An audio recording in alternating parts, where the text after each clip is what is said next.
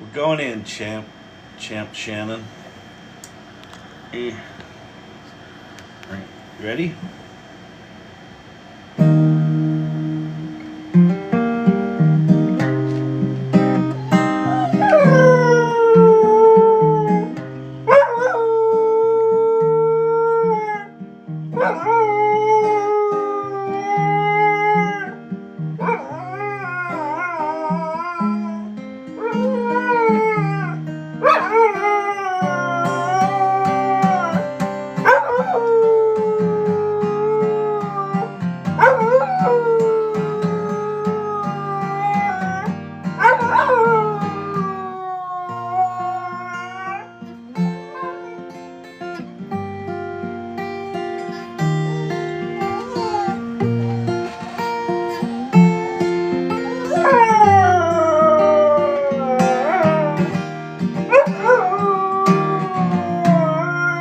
Sitting in this lonely town, wonder when things are gonna change.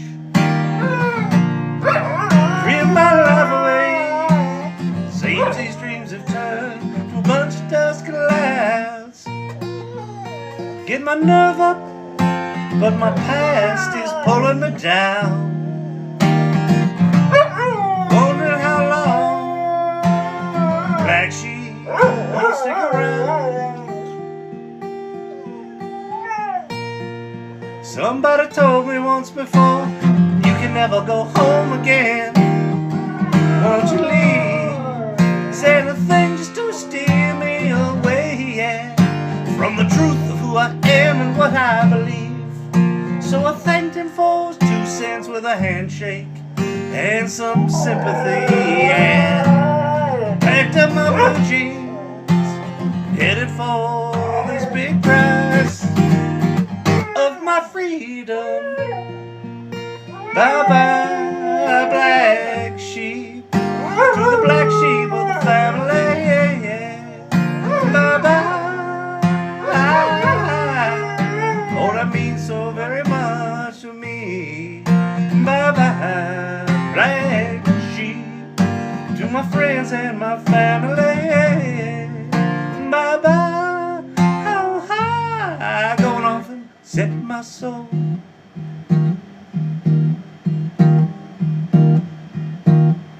Set it free, free. Times they were a-changing, a little bit of rearranging. Take a couple chances, I promise I'm not advances to that prize of my freedom. All right.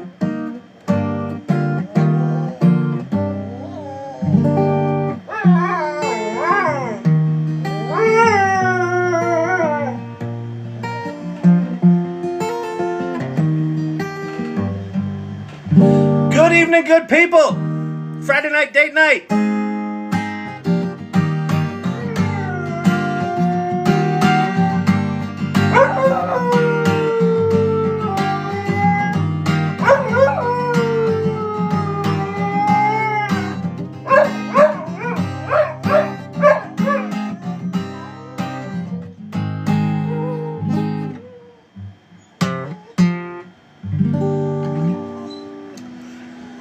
One day since the launch of Strawberry, we're still here. The robots haven't killed us, so I consider that a victory.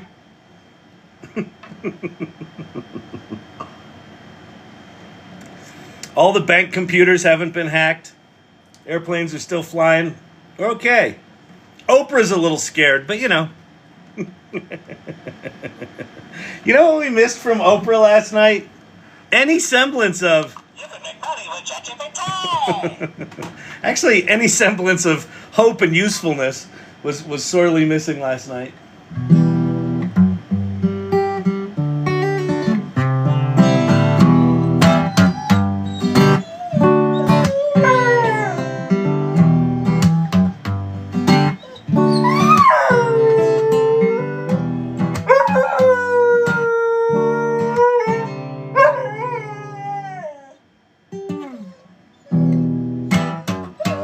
freedom came my way that night. Just like a jet plane, in and out of sight. I was hauling ass at 1,000,000 miles an hour, wondering how hard I'd hit. When they came into the station, they said I was bad beyond repairs. But I got no qualms with my situation. See, here I am.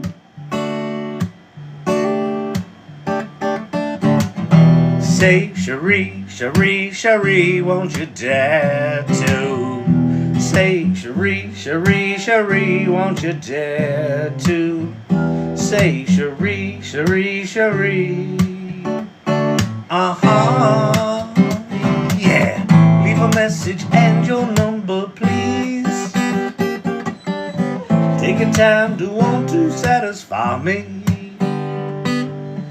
Take all these old fantasies and send them care of me.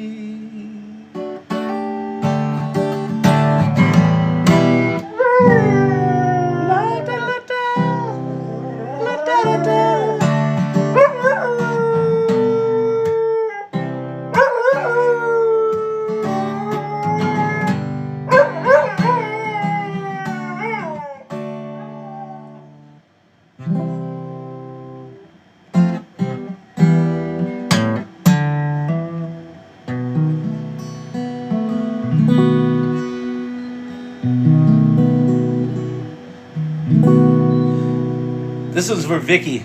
I got this song stuck in her head.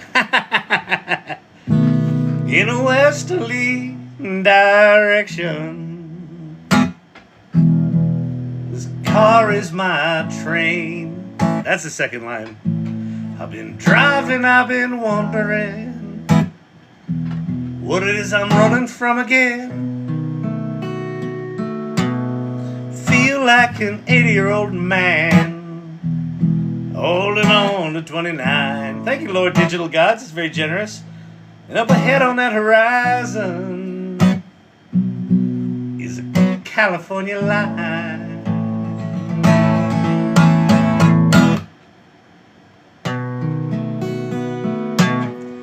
Up ahead of trucks carrying a wide load. Now it'll be stuck in my head again when I wake up tomorrow. Prefab house cut in half. Cute little front door and 2 windows, my lord. Ain't sure whether to cry or should laugh. You see, I broke a home up myself once. As I stumbled to that door, I read her note by the dawn's light. Said, don't you come round here anymore. Well, I've had enough of this freedom of the road. Never was good with decisions. At least that's what I've been told.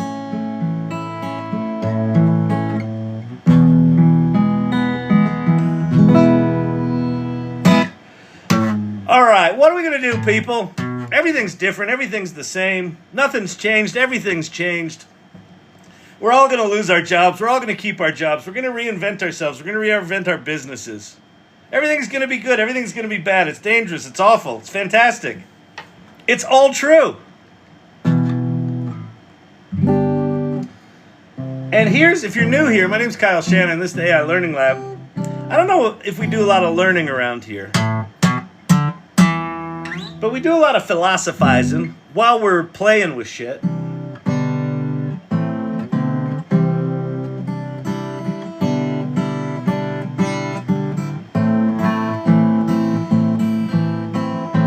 And my philosophy goes like this. Learn to play guitar medium well. Learn to sing slightly less well.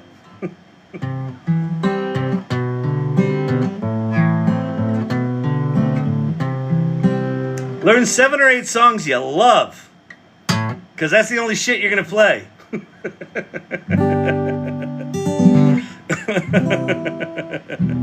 Oh, sure. If you're neurotypical and have typical attention spans and you can teach yourself 422 songs, good for you. Fuck you.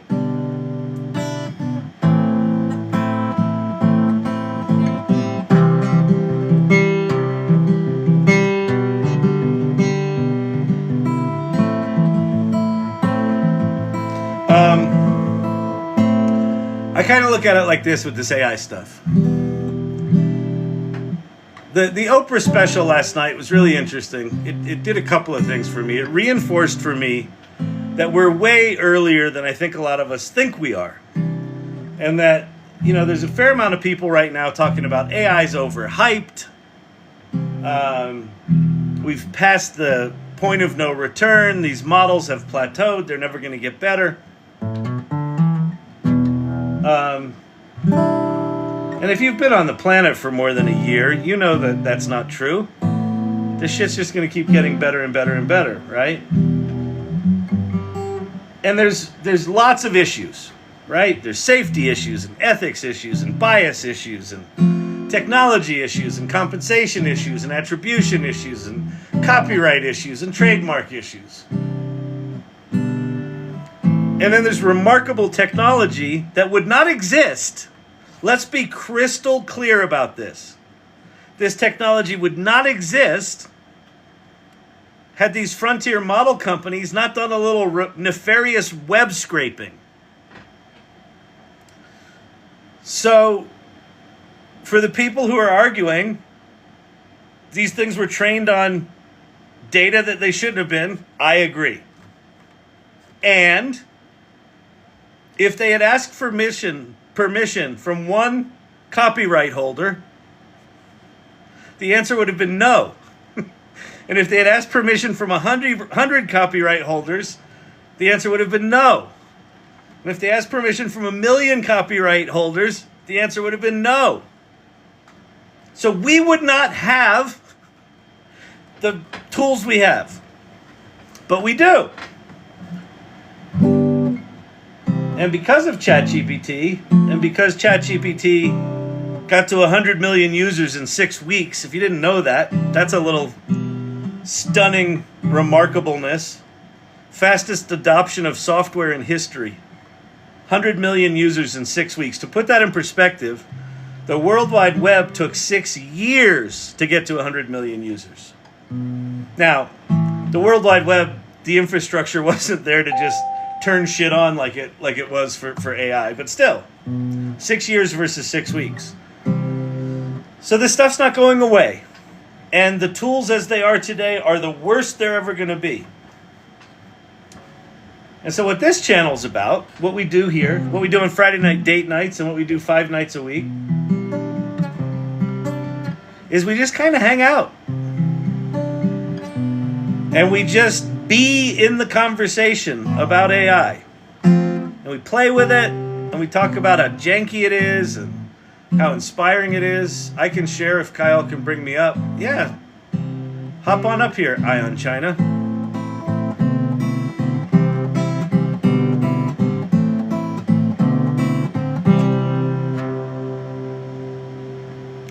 Day to you. Source Camp's here. It's okay. We can start Ion China. I know you were waiting for that. Hey, I just wanted to share, and it's so hard to keep to type in the little limitations of the chat. So I wanted to come up and say I was messing with the new model, and good. I'm 56. I can remember playing Zork on my Commodore 64 in the early 80s. It was one of those games that had that AI aspect to it almost, but it was one of the early things, and it was the part of that games early. were amazing. It was part of that early 80s culture, and I really love the game. And so I asked the new model, I said, can you recreate that classic Zork game for me? And I'd like to run it and play it real time. And it did. It created a very, very, from memory anyway, a similar experience. And the thing that, and then I wondered, okay, what code did you use to build this? Give me some information about how you did this. And it was like, there was no code written. It was just the LLM. And that really dawned on me that the LLM is so powerful and so broad an application that it can actually do a Zork game without actually writing code, but Yep. using the inherent properties of the LLM. I know. It's bonkers. And then think about that with, just use the ChatGPT app in voice mode and you have a virtual DM, right? Anyway, that's all I wanted to share, man. Oh, that's awesome. That's awesome. Thanks for hopping up and sharing. That's great. Good to, absolutely. Good to talk to Take you. care. All right. Awesome. That's really cool. All right, there we go. Yeah, these things are crazy. So we'll talk about the new model tonight a little bit.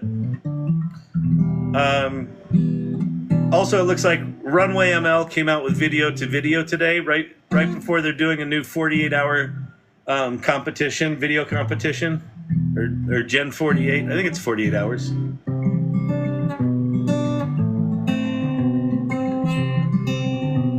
I haven't played much with video to video. Just showed my parents Notebook LM having a conversation. Mine's blown ×4. So they each had double Kevin McAllister moments. Yeah, the new Notebook LM thing, people are losing their minds over it because it really is. It's the first of that voice synthesis thing that generates a standalone media property that doesn't really need editing. I mean, you could add like a music bumper to the front of it and just launch it as a podcast. Absolutely. I haven't seen you in about 2 months. Is ChatGPT still better than Claude? Well, interesting. So welcome back, first of all. Claude 3.5 Sonnet, which launched 6 weeks ago, is quite remarkable. And a lot of people like it better than GPT-4 Omni, the GPT-4 small O model. Yesterday, ChatGPT launched O1, not to be confused with O, or not to be confused with 4.0. Fucking idiots. And the jury is still out. What it looks like is that the new O1 model, there's a couple of things about it. You're rate limited to 50 queries in a week. When they launched it, I think people did what people do when new GPT models launched. They're like, write me a poem, do this, do that. They just did stupid shit with it and burned up all their credits. So apparently OpenAI reset everyone's credits after a little bit of education to say, this is fancier, like you have limits, but we're going to reset them. So in theory, we're all reset. But knowing that you have 50, I think is actually a good thing because it is, it's gonna force us, and I think we can explore tonight what you would do in GPT-4 Omni versus what you would do in regular ChatGPT. But to answer your question, I would say at this point, the line between Claude and ChatGPT is fairly thin, and it's probably more personal choice. If you're paying for either of them, you get some extra features. The one thing that ChatGPT still has that Claude doesn't, and I can't believe they don't, but they don't, is Claude is not connected to the internet. So you can't do searches, you can't do things on modern news stories, for example. You can go to ChatGPT, tell it to look up some shit, take that content, paste it into Claude, and then do things based on that. But I'd say they're a toss-up. The Claude artifacts feature, if you have not played with it, is mind-blowing. It's mind-blowing. What did we do the other night? This was so cool. I took some handwritten lecture notes. So I went on the Google and I searched for handwritten lecture notes. And I found someone took a snapshot of their notebook from class. I didn't read it. And I tried to find one that was kind of scribbly looking. It was cursive, and who fucking reads cursive anymore?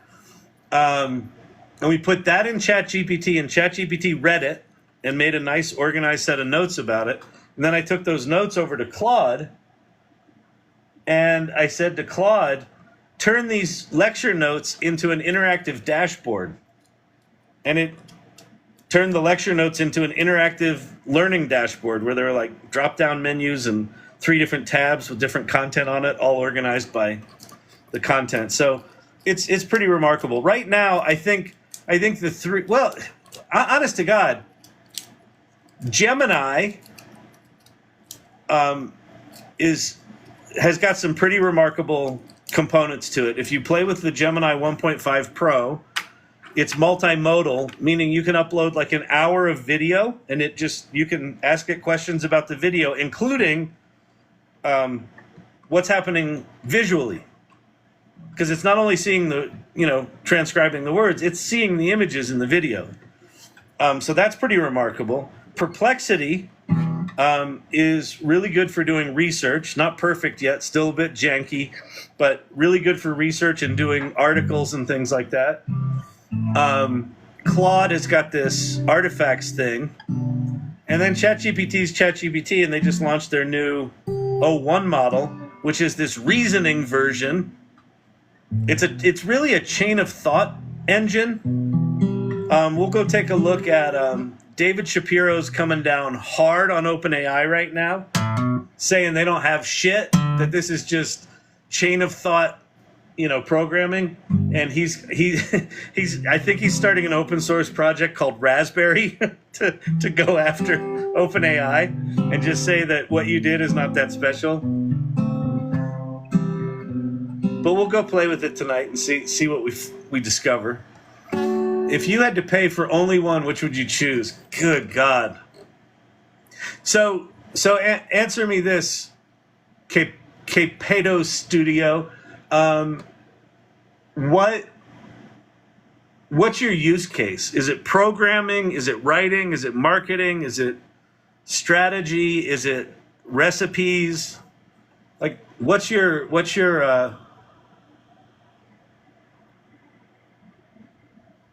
yeah, so Ion China says number 1 ChatGPT, right? Number 2 Claude, number 3 Grok. Grok also got good.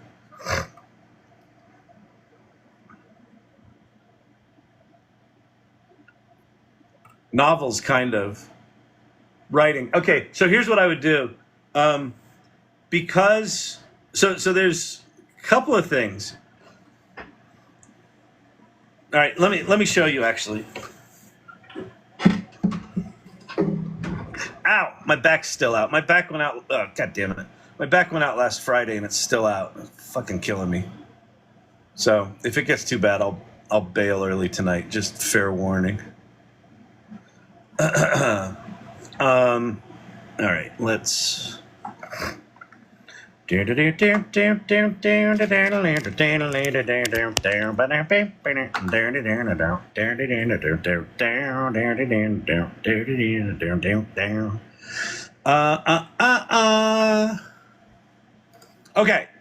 so.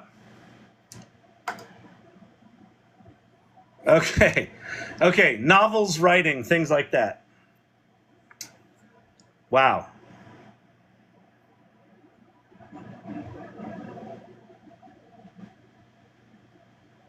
So I don't know how deep you've dug into LLMs, but I'll just assume you're relatively new. A really good thing to do if you're doing creative writing is have whatever model you're using recommend a storytelling framework.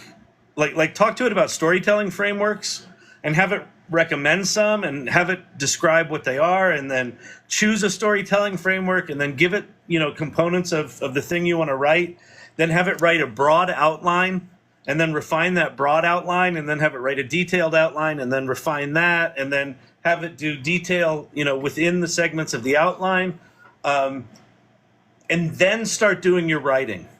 You might be farther along than that, but you could even if you've got something started, you could have ChatGPT or Claude analyze it and give you like a narrative analysis of it. and then go in and fix the narrative analysis and then modify things from there. Also, so far, none of these things are good at just vomiting out entire pieces.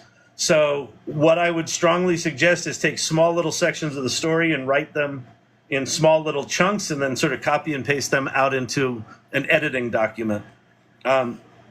Know that all of it is going to require some editing, a lot of editing, quite frankly. But it will get you there much, much faster. And the way I see these things is they're dramatic confidence boosters. But I think you now have 3 different options within ChatGPT. And it might be worth paying for ChatGPT because of these 3 options.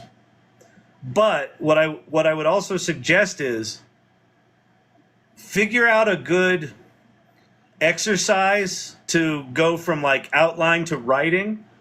Do it in Claude, and then do it in the 3 modes of ChatGPT I'm going to show you.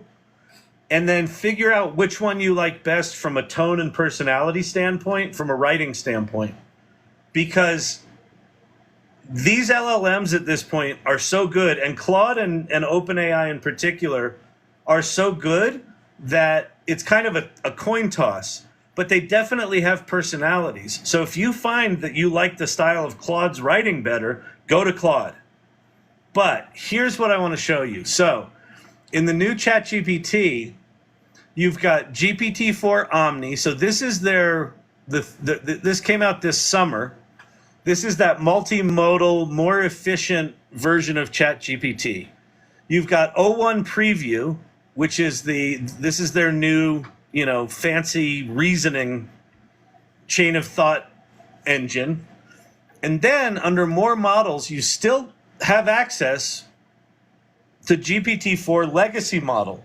This is the one that's 1.8 trillion parameters and eight or 10 different, they call it mode of experts or something like that. Mode of experts? No, something of experts. Collection of experts. But there's 8 or 10 different models. I think it's 10 different models make this up. And they're each 180 billion parameters, and so that all adds up to 1.8 trillion parameters.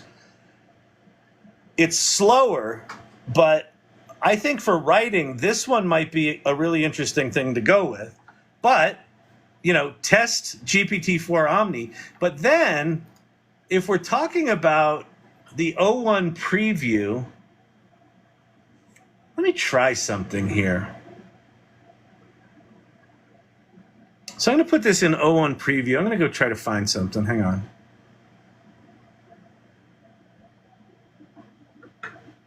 See, I have a feeling that O1 Preview might help you structurally, like write the outline and do the analysis of the thing better than any of the others because it's doing multi-step processing.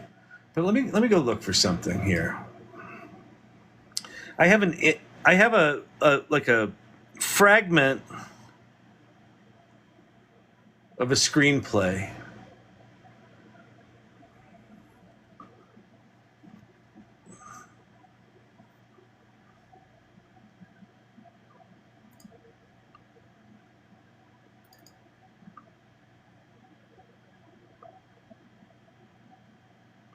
All right, here's a PDF.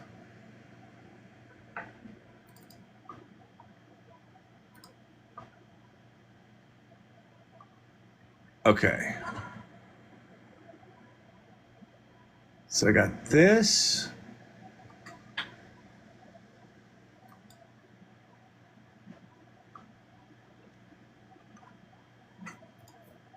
And then do I have an outline?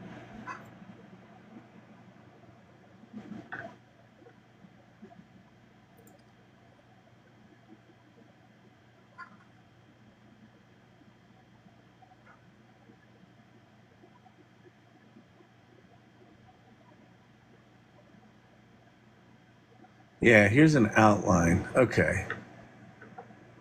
This is a very incomplete outline, but that's okay. All right, so I'm going to come over here. I'm going to go,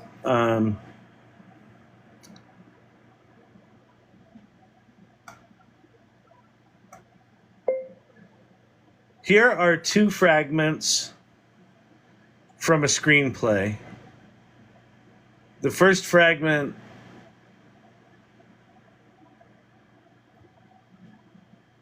is an incomplete outline, though it has the main beats of acts 1, 2, and 3. And the second fragment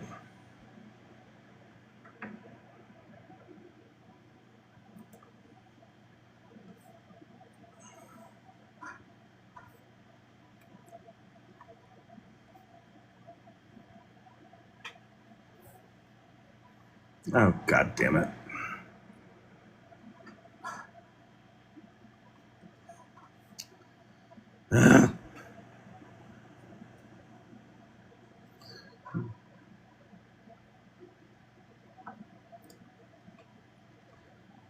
Is the opening scenes from the film, period.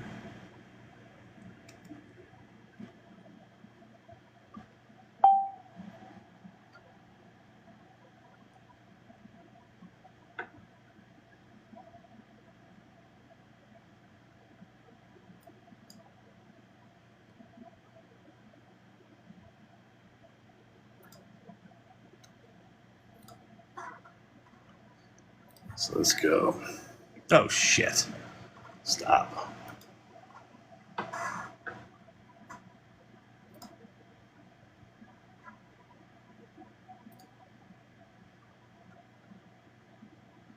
Stop. Stop. It's thinking. I can't stop it. Did I stop it? I think I stopped it. Okay. So wait, let me paste that in there. So this is interior. Oops. You'll see what I'm doing in a second here. So I'm going to go dash, dash, dash, outline, dash, dash, dash. I'm going to go grab the top of this prompt again. So I was promising it took that amount. So here are two fragments. So I'm going to copy that. I'm going to put that here. And then down here. So that's my outline, my incomplete outline. And then I'm going to go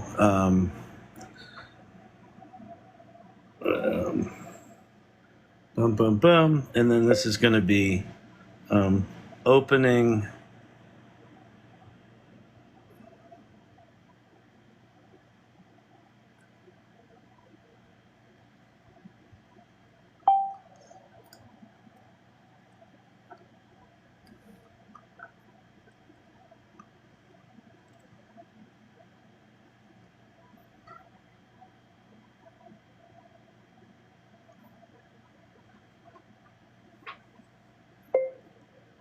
Okay.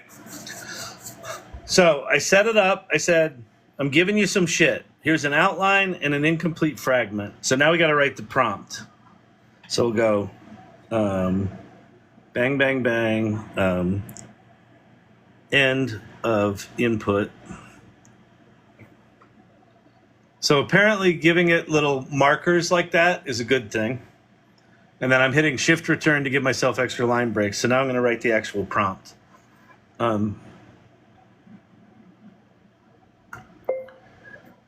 Based on these inputs, I'd like you to analyze it and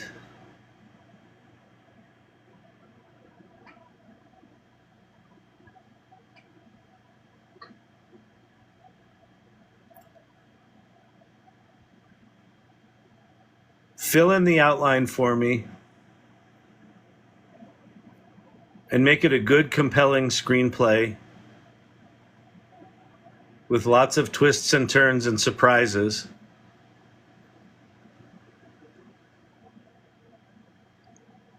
And also introduce new characters that are memorable and move the plot forward organically. Okay. So let's see how this bad boy does. So, okay. So just so you know what I'm doing, GPT-4 Omni, the new one, and the old GPT-4 both would fail if you gave it really complicated tasks like this. I'm thinking that this reasoning version of O1 might be good at that. So that's why I got excited to come over here and play. And this could fall straight on its face. So it says thinking, creating a compelling narrative or crafting a compelling narrative, unraveling the mystery, understanding consequences, facing a pivotal choice, taking a closer look, capturing moments. So these are all the different steps of the thinking it's doing. Reliving nostalgic thoughts, meeting and planning, rethinking actions. This is looking promising. Tracking progress, wrapping up Act 1, identifying threats, realizing the threat, engaging in a quest, examining the possibilities. This looks really promising. Revealing crucial hints, trying another way. Jack Jr. confronts Styles, facing deep fears, unlocking the hidden truths, unraveling the mystery. Holy shit, this is looking promising. Crafting a narrative, monitoring Becky, relying on the album, unraveling clues. So while it's doing this, I thought for 59 seconds, so that was a 60-second chain of thought that it did. So every one of these moments, these are separate prompts that it gave itself. Crafting a compelling narrative. I'm analyzing the screenplay fragments. Crafting the screenplay involves analyzing the outline. Crafting a thrilling screenplay. I'm digging into Jack Jr.'s character, a loner obsessed with photography, ensuring the plot is engaging. So just so you know what the basic plot is here, is family moves into a new house in Nevada. They go out just as a family while the movers are unloading shit into the house. They just go for a drive to take a break. They end up at this little curio shop, and Jack's a photographer, and Silas, the curio shop owner, how does it work? Does he give him an album, or Jack discovers an album? But anyway, Jack discovers this album of old photographs, and the photographs in the album start predicting events in Jack's life. So it's a soothsaying photo album of all these old creepy photographs. So that's kind of the setup of the thing. Crafting a compelling screenplay, unraveling the mystery, understanding the consequences. If Jack Jr. fails, his family will lose him, leaving him to grieve and face life alone. Facing a pivotal choice, he must decide between watching his family's destruction or abandoning his perception to survive in Act 3. Wow, this is cool. Capturing moments. Okay, so let's see what it came up with. I mean, this is seriously fucking impressive. Just the thinking that it did here. So did it give us an actual answer?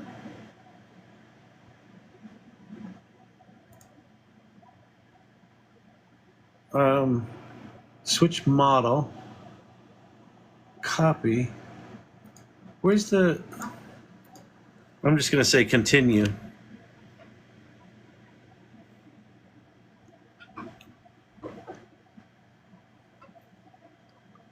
Transforming an outline, ensuring policy compliance, ensuring content safety, adding tension and intrigue, analysis and expanded outline. The Album by Kyle Shannon. The script was generated from Contour by Mariner Software. The intro, 4 questions. Who's your main character? Okay, let's see. All right. The logline format. When a guilt-ridden, photography-obsessed 12-year-old boy inherits a mysterious photo album that predicts events involving his family and new town, he must decipher the album's secrets and confront a sinister antiques dealer to prevent disaster, ultimately risking everything to change fate and save those he loves. Pre-writing checklists. Have you answered the 4 questions? Oh, so this took the methodology from Contour Software, and it's basically filling it all in. Is your main character sympathetic? Is his goal compelling? Yes. Do you have a clear central question? Yes. Can Jack Jr. prevent the tragedies predicted by the album and save his family?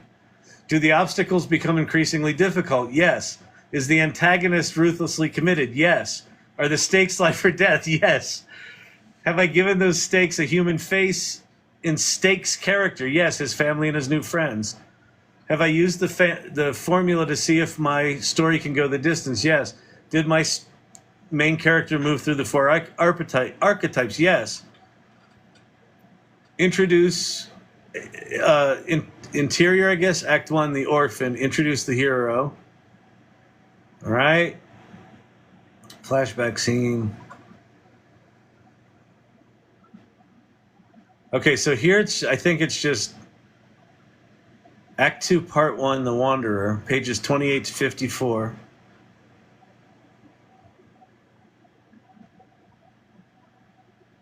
Jack Jr. and Mia research the history of the album and discover that similar incidents have occurred in the past involving their towns and seers. Their investigation draws unwanted attention from Logan, the bully, who becomes suspicious of their secretive behavior. Oh, that's good. Mia introduces Jack Jr. to his grandmother, Mrs. Thompson, a local historian who knows about the... I would fucking use this new reasoning engine to fucking structure your novel, dude or dudette. I don't know if you're a dude or a dudette.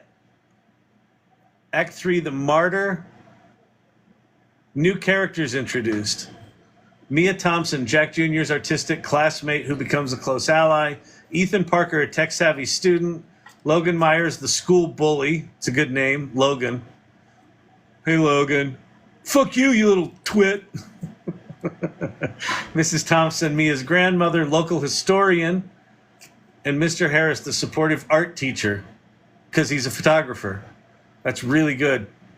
Twists and turns. Silas's true identity. Silas is revealed to be a guardian cursed to perpetuate the album's cycle. The album's origin is a conduit for fate created centuries ago to test humanity's will against destiny. Becky's transformation from dismissive sister to supportive ally. Sam's fate. The revelation that Sam is alive but in a coma adds emotional weight and motivates Jack. The ritual's true purpose. Initially believed to be a way to destroy the album, it's actually a test of Jack Jr.'s ability to forgive himself and accept help from others. Conclusion. The filled-in outline now represents a compelling screenplay with emotional depth and memorable characters. So here, I'm going to try one final test here, which I think it will fail at, but let's try it.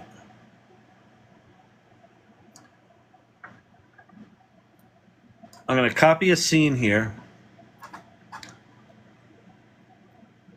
and I'm going to say, based on the writing style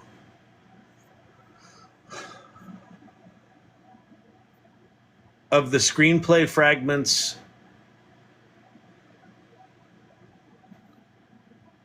from the opening of the film,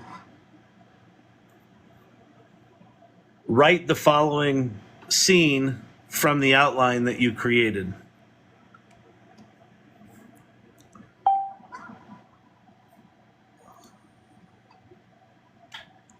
All right. Silas reveals that he's the guardian of the album, cursed to find successors to bear its burden.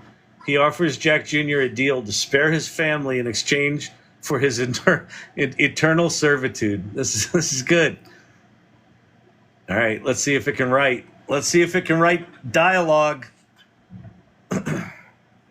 Interior hilltop night. This is looking promising.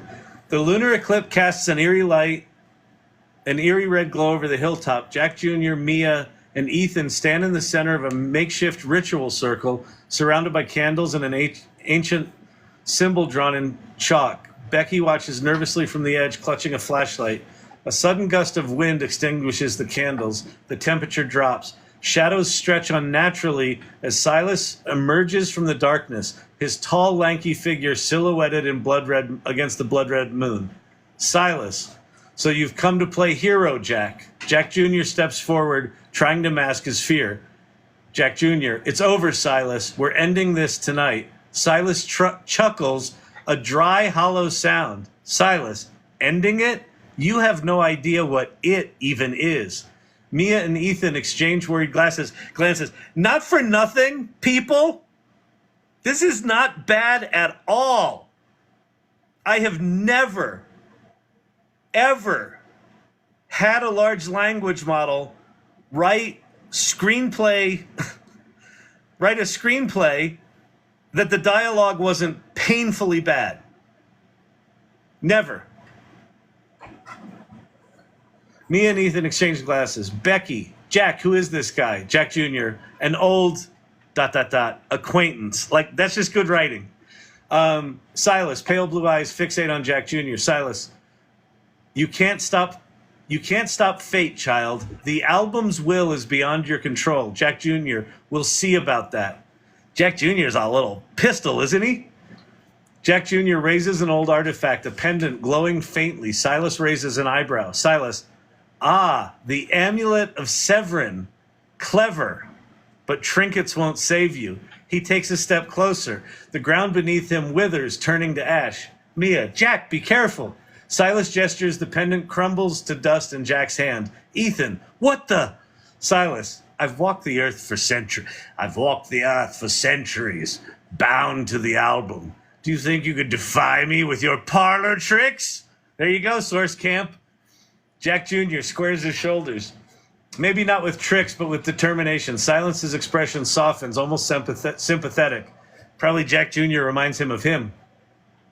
Silas, determination. Silas, determination. I remember having that once. He circles them slowly like a predator stalking prey. Also, the length of this, whenever I've had one of these large language models write a scene, it writes like 7 lines.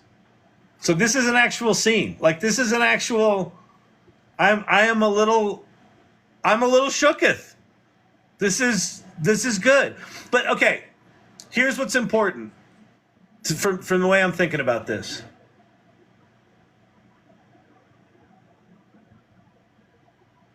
Doing a narrative analysis and creating a detailed, like finishing the outline of a screenplay is a big, complicated, multi-step process to do right. So this is the kind of project, this is where you would use O1 versus ChatGPT, right? If you've just got one little fragment you want to create, use ChatGPT. But if you want a big, nasty, hairy, multi-step thing, okay, determination. I remember having that once. He circles them slowly like a predator stalking prey. This is, I gotta tell you, this is just good writing. It's just good writing. You see, I was like you, a seer, chosen by the album. I tried to fight it too. I mean, this is, what's amazing about this is when I came up with the idea for this screenplay, I had a really clear idea for the main parts of the act, or the acts. I had a really clear idea for the opening, and then I couldn't figure out what to do for the rest of it. And I just lost motivation and didn't write it. So this is a scene, like 2/3 of the way through the movie, where I had nothing. And this is feeling right. This is feeling like the film I wrote, which is wild. Okay. You see, I was like you once, a seer, chosen by the album. I tried to fight it too. Jack Jr.'s eyes widen. What are you talking about? Silas stops, his gaze distant. The album is no mere object. It's a force, a conduit of destiny. Those who possess it are cursed to witness the threads of fate, unable to alter them. He looks directly at Jack Jr. Unless, of course, they accept their role. Becky, Jack, let's get out of here. This guy's nuts. Silas snaps his fingers. Becky is suddenly frozen in place, her flashlight flickering erratically. Becky! He rushes to her, but an invisible barrier blocks him. Jack Jr., what did you do to her? She's unharmed. For now. Mia steps forward defiantly. Leave her alone, Silas. Ah, the loyal friends. How touching. I love Silas. He's such a cynical dick. He waves a hand, and Mia and Ethan find themselves rooted to the spot, unable to move. Ethan, I can't move. Silas, now Jack, let's have a real conversation. Jack Jr.'s fear turns to anger. Release them! Silas, in due time. He closes the distance between them. Silas continues. I offer you a choice. No. I offer you a choice. No. Accept your destiny. Take your place as the album's guardian, and your family, your friends, they all go free, safe from harm. Jack Jr. hesitates. And what happens to me? You will inherit my burden, immortality of a sort, bound to the album, guiding the next seer when your time comes. Why me? Silas smiles faintly.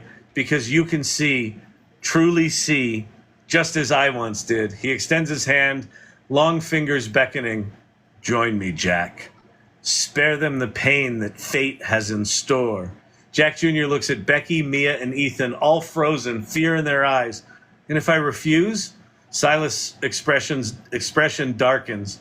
Then the album will claim them, one by one, tragedies you cannot prevent, suffering you will be powerless to stop. Jack Jr. clenches his fists. You're lying. Am I? You see the photographs? You know it's coming. Images through Jack's mind, the haunting photos of the album depicting disasters involving loved ones. So this is good screenwriting, right? So we just went to a visual cutaway of all of these albums flashing through his mind, which we could go make in text to video now. Their lives in exchange for your service and fair trade. Jack Jr. looks down, conflicted. I don't want anyone to get hurt. Then accept your offer. A tense silence. The wind howls around them, the eclipse nearly in its totality. Mia, Jack, don't. Silas glances at Mia, tightening his grip over her. Silas, your time is running out. Jack Jr. takes a breath. If I do this, you swear they'll be safe? Silas, on my word. And what about you? What happens to you? A hint of relief across Silas's face. I am released. Free at last from this eternal chain. Jack Jr. considers, then looks Silas in the eye. How do I know you're telling the truth? Silas, you don't, but what choice do you have? Jack Jr. closes his eyes, the weight of the decision crushing him. Suddenly, a faint glow emits from his backpack. The album inside reacts to the eclipse. Voice whispering, Jack. He opens his eyes. Who? A translucent figure appears between them. Sam, his old friend. Jack, don't do it. So he thought he killed Sam. Jack Jr. is stunned. Sam? Silas scowls. Enough of this. This is amazing. This is amazing.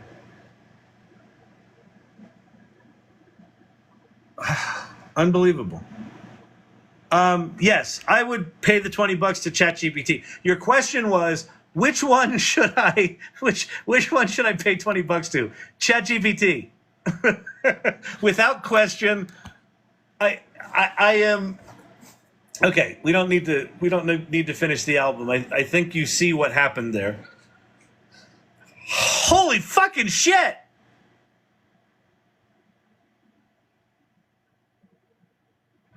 I can't. If you've done any creative writing in your life, and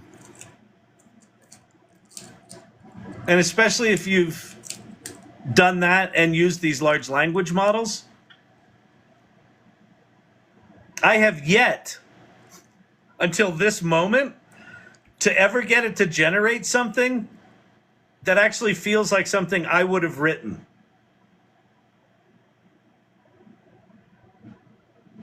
Like the tone of how it wrote this.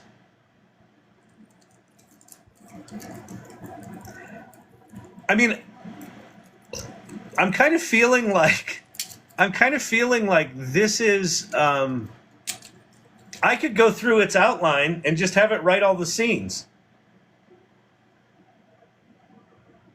And I would have a really good screenplay.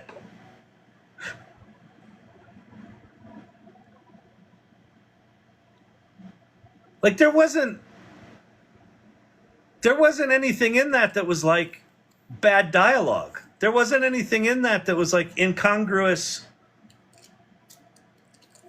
scenes. Like just knowing where this is in the story, I can see how we build up to this. Jack Jr. realizes that the photographs are visions of what's to come. His friend Sam, he thinks is dead, but he's actually in a coma.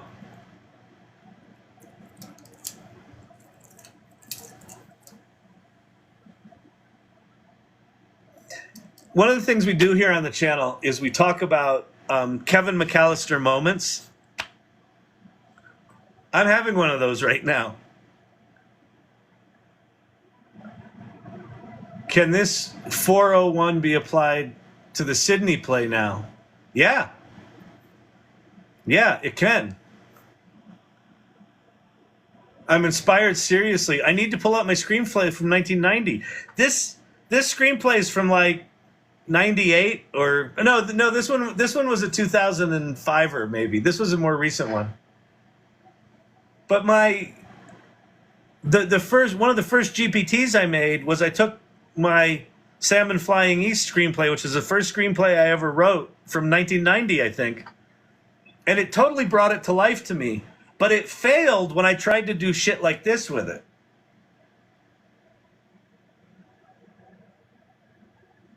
Like what ChatGPT could do is it could tell me about the screenplay as it was, but when I tried to have it augment it or analyze it or change things or update things, it just kind of broke it and was shitty.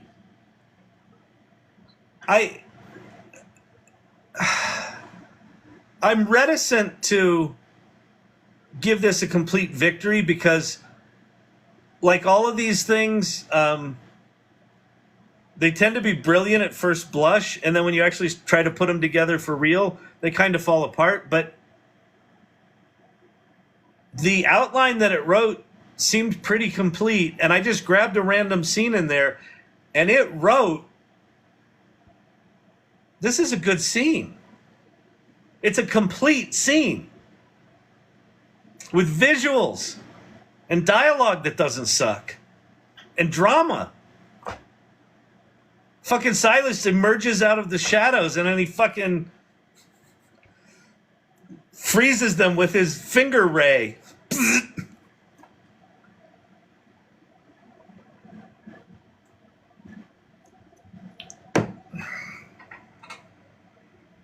Wait, what happened? Script rhythm. So what happened? Okay.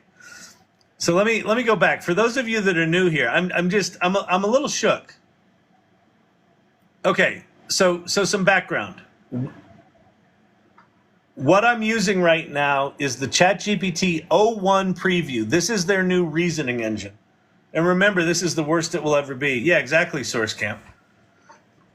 I can't believe it. It said you with your parlor tricks. You're not going to get me with parlor tricks. That was pretty good. Okay, so what I did was I have the first 3 or 4 scenes of a screenplay, and I have an incomplete outline. Because I have ADD, I can't tell you how many beginnings of screenplays and incomplete outlines I have, but it's a lot. This was one that I get farther than others because I really liked it. But when I don't have a writing partner, I tend to just flame out on shit. So this is a project that I was excited about, but flamed out on. Hang on, I have to do a puzzle piece to prove I'm a human. Assholes. So I said, here are 2 fragments from a screenplay. The first fragment is an incomplete outline, which I did in the contour system, which it knew what that was by Mariner software. And so it took my, the things that I answered there, and it took them into its brain, and then, let's see, and then I put in the scenes, right? So professional movers, here's Jack Jr. Come on, can't we go check out the neighborhood? Jack, son, the movers are doing great. Let's go on a little adventure. We'll have plenty of time when we get back. Jack Jr. pumps his arm and runs back outside to gather up his sister. Are you sure they can figure out where to put everything. Yeah, I had garanimals when I was a kid. So there's the first scenes of the screenplay that were written. And then what I wrote was, the prompt that I wrote was, based on these inputs, I'd like you to analyze and fill in the outline for me and make it a good, compelling screenplay with lots of twists and turns and surprises, and also introduce new characters that are memorable and move the plot forward organically. The way this O1 model works is it thinks. And so what it did is it thought for 59 seconds. And if you see this, I thought for X amount of seconds, it's got a little drop-down menu here. And these are the chain of thought prompts that it gave itself. Crafting a compelling narrative, crafting a thrilling screenplay, unraveling the mystery, understanding the consequences, facing a pivotal choice, taking a closer look, capturing moments. So it's going through in a step-by-step process like a screenwriter would do, and it's filling in the missing pieces. Realizing the threat. Jack Jr. discerns the album's forecast. So this is all in the background. This is all just doing it behind the scenes. We're not seeing what it's actually doing, but it's giving us little summaries of what it was doing. And then it hung, I think, because I was fucking with it. And I said, continue. And then it did some more thinking. Transforming the outline, insurance, policy compliance. I'm tasked with crafting a detailed screenplay by adding scenes, characters, while ensuring content aligns with OpenAI's policies. So it's making sure OpenAI doesn't get sued while it helps me write my screenplay. And then crafting the screenplay. I'm working on a filled-in outline for the screenplay. And then it gives me some answers from the contour system of, did it do its shit right? There's your pre-writing checklist. And then it gives me Jack pedals his modified bicycle with a built-in photo printer around the new cul-de-sac. He snaps photos of his surrounding, trying to familiarize himself with the area. He notices a group of neighborhood kids playing basketball and attempts to join them by offering to take their picture. Then we meet some people. Flashback scene. Jack Jr.'s with his best friend Sam in their old town. Sam climbs a tree while Jack Jr. photographs him. Jack becomes engrossed in capturing a crow in the background and ignores Sam's pleas for help. Sam falls, resulting in a severe spinal injury, not fatal but critical. Jack blames himself for not helping. So it captures shit that I had already written, and then it writes the entire outline following the Mariner software, contour software outlining model. And then what I did was I had it, and then it tells me the new characters it introduced, which I asked it to. Here's the twists and turns in the plot. And then I said, based on the writing style of the screenplay fragments you have, write this scene that you invented. And it wrote a fucking good scene with good dialogue. I've never, ever, ever, ever had a large language model write anything resembling good dialogue. Not even close. This is fucking staggering.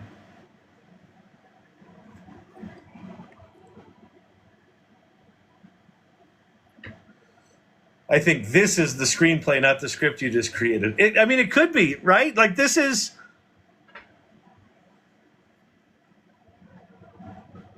Yeah, it's funny. This channel, in a lot of ways, I've been doing this for 18 months now. So, and I've got all these videos archived on YouTube. There is a narrative to this channel, right? We have collectively been witnessing the evolution of these tools, right? And we've had multiple Kevin McAllister moments each over that time. And this is another one. What's amazing about this is the response that I've seen to this new model from OpenAI. Hey, I'm going for you. Wait, hang on. Hang on.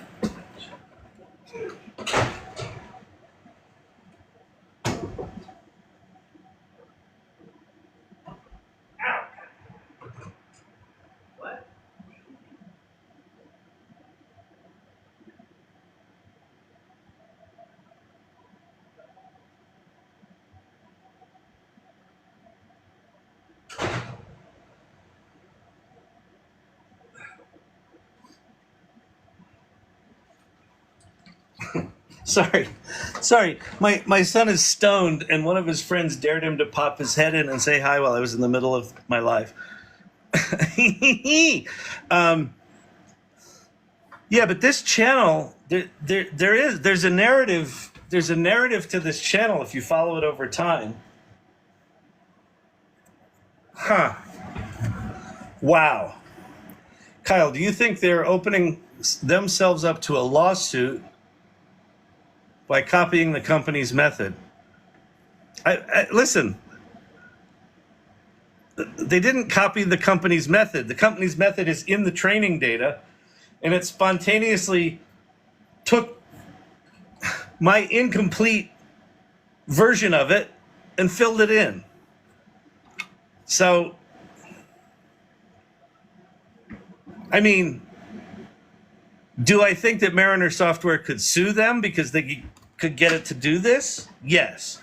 Do I think any of these lawsuits are going to hold up in court? No.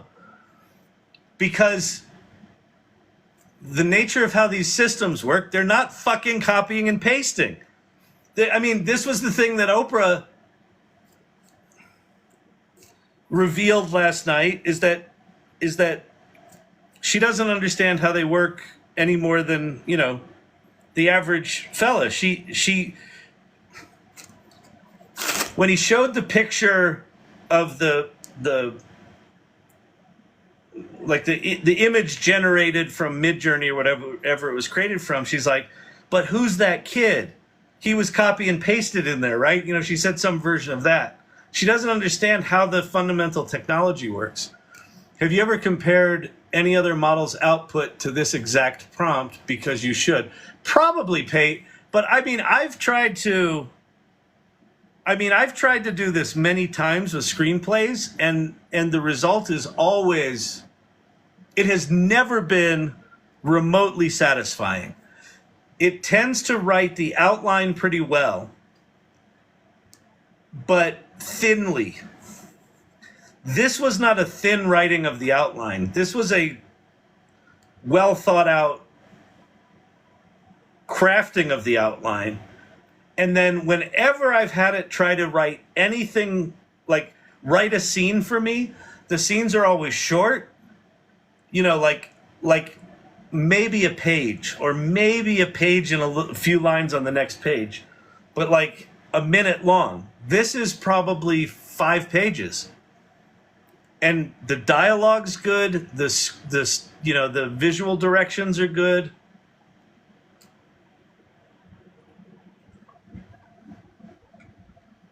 Let me see. How does this thing end?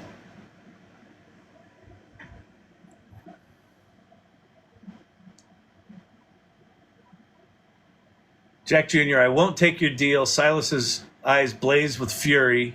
Well, then you have sealed their fates. He unleashes a torrent of dark energy around them. Jack braces for impact, but a shield of light forms around the group, emanating from the album. Silas is pushed back, struggling against the light. No, this can't be. The album levitates out of Jack's backpack, pages flipping rapidly. The photographs emit beams of light, each one representing a monument of love and connection. It's over, Silas. Your hold is broken. You think you've won. The album cannot be destroyed. Maybe not by me alone. He looks at his friends and sister, but together they join hands. Da-da-la. The eclipse reaches totality, bathing the hilltop in deep red light before the moon moves past the normal light returns. Is it over? Mia, I think so. The album gently floats back into Jack's hands. The cover is now blank. The page is empty. What happened? We broke the cycle. Look, they gaze at the photo. Wait. He opens the album. A single new photograph appears. It's all 4 of them standing together at this very moment. They gaze at the photo, a symbol of victory and a newfound bond. I guess this is a new beginning. It's good. It's good. Like, I'm trying to think, like, is there anything I wouldn't, like, I don't know the outline enough to know what comes before and after this. But like, as an important scene in the film where Silas confronts Jack, pretty fucking solid. Can you name an actor in a prompt? Yeah, sure. Here, watch. We'll do. Please give me casting recommendations for the film.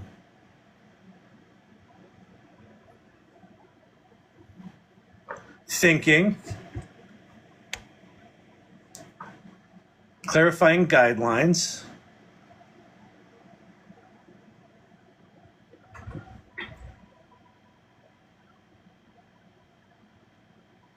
Noah Jupe, A Quiet Place, Honey Boy.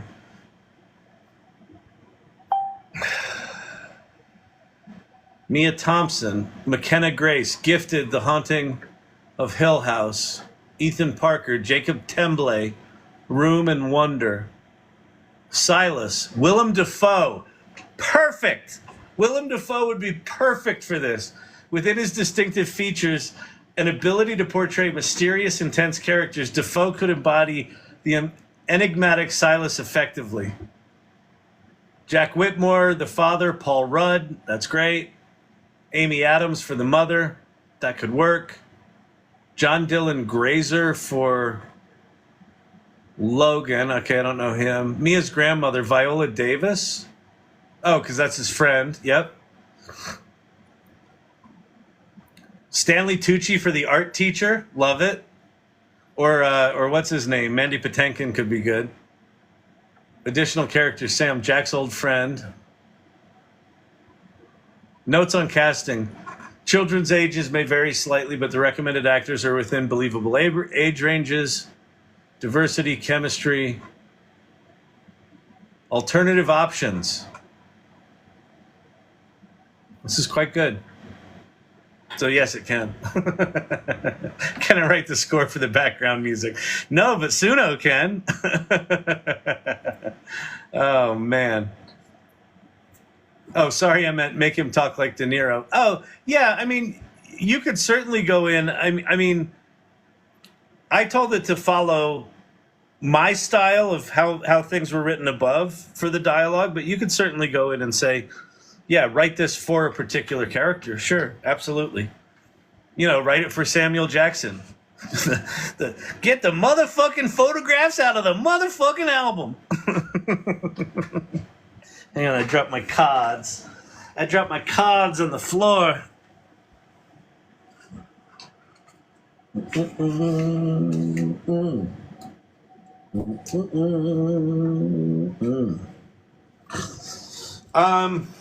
Well, that was a fun little rabbit hole to go down. Holy shit. Holy shit, Batman. Have you tried ChatGPT Strawberry 01? That's what we just spent the last hour on. You just missed a good one. Yes, I have. My initial thought of it was, I don't know how to prompt it. I don't know what to ask it. Like, so basically the deal is this. The O1 API is incredibly expensive. It's $60 for 1 million tokens. Because it's doing massive amounts of prompting in the back end. Self-prompting. That's how its thinking is going on. David Shapiro has called this effectively a piece of shit, that this is just chain of thought prompting behind the scenes, and it's not that big a deal, and he's going to try to write an open source competitor to this called Raspberry, which is kind of fun. But what becomes really clear to me is that this is not a model that you'll use for everything. This is not a general model. It's a specialized model that says when you have a complicated multi-step thing you need to deal with, then you use this. I missed it. What happened? So what happened, I took a fragment of an early screenplay and a fragment of an outline that, you know, was not filled in, and I told it to take all the shit as input and write a compelling screenplay outline. And it did. And it sort of parsed from my outline stuff that I was using Mariner software. And it, you know, it knew the Mariner software. So Mariner is a screenwriting, or like a writing company and then Contour is their screenplay or their story outlining software. And so it knew that. And so it basically used the Contour methodology, and it filled in the entire fucking screenplay, which was impressive. Like, that it did that, it was good. And the other thing you should know, if you haven't seen it, the way O1 works is you give it a prompt, and then it says thinking. And in the case of this, because it had a lot to do, it says thinking, and see here it says thought for 59 seconds. And if you open up this thought for 59 seconds, here are all the prompts it gave itself after I said, you know, please fill this out. Crafting a compelling narrative, crafting a thrilling screenplay, unraveling the mystery, understanding consequences, facing a pivotal choice, taking a closer look, capturing moments. So it is thinking step by step through how to write this screenplay as a compelling story.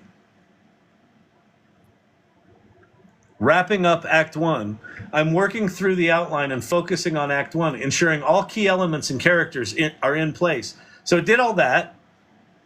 Then it gave me some analysis, you know, some story analysis from the Contour stuff. Then it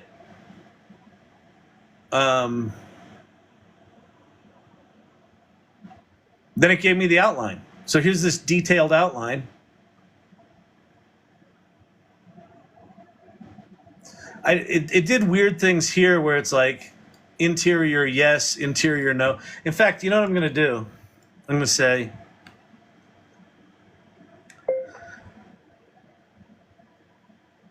please rewrite the outline, and anywhere that you have an interior or exterior scene that's labeled yes or no, comma, write an actual appropriate scene heading for that part of the outline.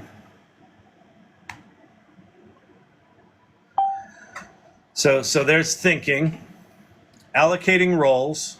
So here's the revised site outline with scene headings, as previously detailed.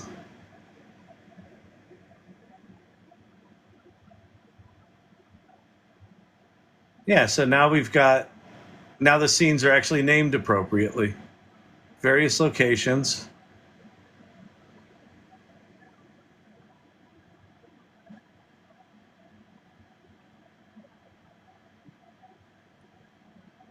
Amazing. So then after I had it write the outline, I just picked one of the segments that it proposed, and I picked a dramatic one, and then it wrote the scene, and it wrote it good. It wrote a complete scene with dialogue and shot descriptions and action descriptions that didn't suck. I've never had a large language model do that. It wants me to look at mods and pay. Wait, let's see. Pate doesn't like what?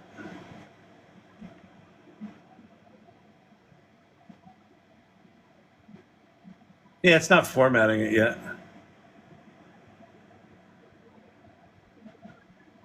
Pate, what's your beef?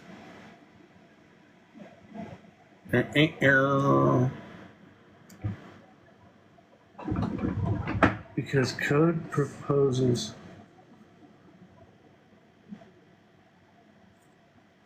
Oh, this doesn't have code interpreter yet.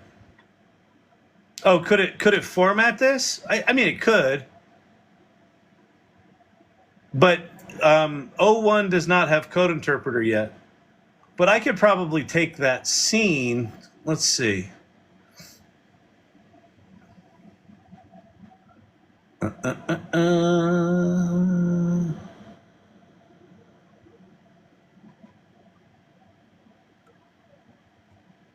we could probably go over to 4.0. God damn, I wish they would have named these things appropriate. names. All right, interior hilltop clearing night. Yeah, I don't care about the formatting. The formatting's the least of the worries. Like, formatting's easy enough to just toss it into, you know, a screenwriting formatting thing. All right, fade out. So there's the scene. So let's go to 4.0, best for complex tasks. And I'm going to say, take the following screenplay and put it into a Word doc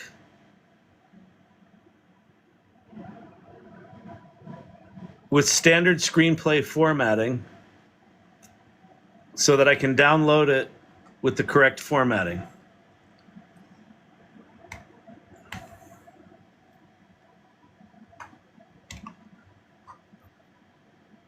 And so this should go to code analysis. So this is code analysis. God damn that thing. Fucking Apple. So there's code interpreter is writing the Python code to do the formatting. And so it says left aligning action description, function add character names and dialogue, center the character name, left align the dialogue. So look, it wrote code to basically split apart the different screenplay things. This could actually work. Download the screenplay document. And then let me go here. Holy shit, it did it. Oh no, it didn't. It did what fucking ChatGPT always does. It took part of it and did it right. For the love of God, don't say it thinks. Oh, Pate, listen, at this point, you are correct. You're accurate. I shouldn't say it thinks. But at this point, it's a semantic argument. So I'm fine to say it is processing step by step. But this is absolutely the same kind of output I would get from a writing partner and myself working on this for 2 weeks. A couple hours a night for 2 weeks straight. So it might not be thinking, but the results of what it's doing are identical to that output. So I'm sorry I'm not accurately describing what's happening technically, but I think this is actually a really interesting conversation. I think we're increasingly moving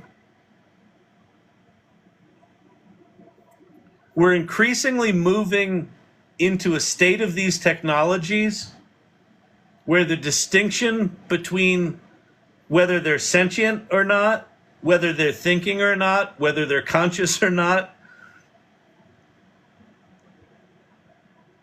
is independent from the technology. That they're going to be so good at seeming like a thinking human that that's going to be the perception. So I absolutely respect what you're saying. I'll try to be more accurate in how I'm saying it. That said, I think this semantic argument is a losing battle as these tools get more sophisticated, because the current state of the way transformers work is not. I don't think they're ever going to be sentient, right? But I think how people will perceive them is that.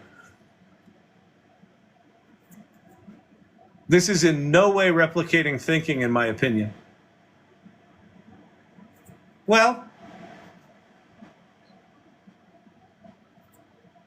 again, I didn't say that it's replicating thinking. I said the output of what it did resembles what I would get if two thinking writing partners were working on this together, or one neurotypical that could actually sit down and write a complete screenplay. So I'm getting the output as if someone thought about it. Let me see if I can get this thing to actually do the entire screenplay, because ChatGPT is notorious for truncating shit. But it actually formatted it in screenplay format. That's astounding. So yes, you can do that. So let me, let's see. You truncated the scene in the document, period. Don't do that, period. Give me the entire scene that I provided in screenplay format in the document, period. All right, let's see if it does it.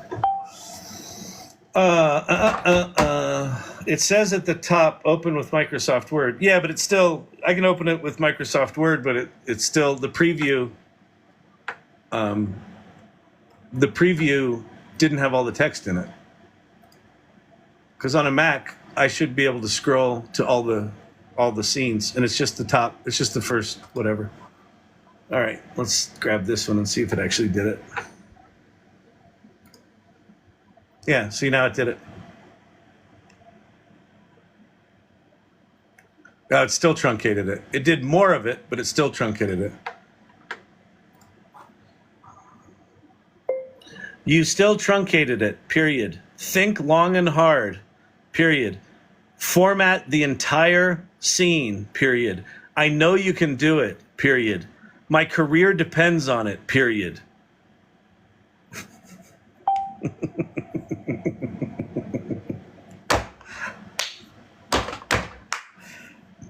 All right, I'll show you one other thing that I did yesterday after our session.